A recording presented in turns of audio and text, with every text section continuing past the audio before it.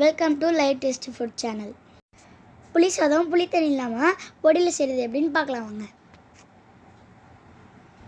ஒரு கடாயில் 3 table spoon உளுந்து, 3 டேபிள் ஸ்பூன் கடலைப்பருப்பு, 3 டேபிள் ஸ்பூன் மல்லி,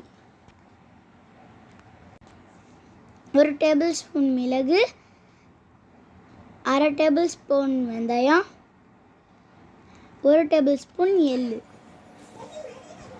எல்லாத்தையும் வாசனை வர வரைக்கும் வறுத்துக்கிட்டு காரத்துக்கு ஏற்ற மாதிரி மிளகாய் சேர்த்து நல்லா வறுத்து எடுத்துக்கணும்.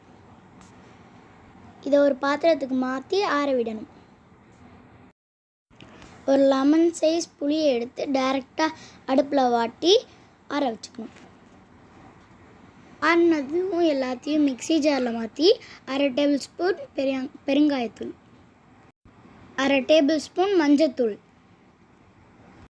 தேவையான அளவு உப்பு, 1/2 டேபிள் ஸ்பூன் நாடு சர்க்கரை சேர்த்து நல்லா அரைச்சி எடுத்துக்கணும். புளியோதரை பொடி ரெடி.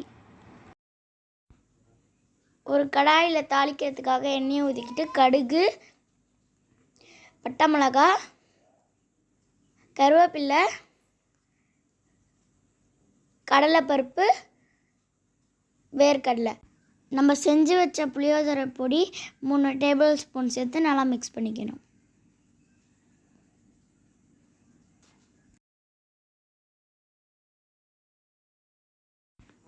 வடித்து ஆற வச்ச சாதத்தில் இதை போட்டு நல்லா மிக்ஸ் பண்ணிக்கணும்.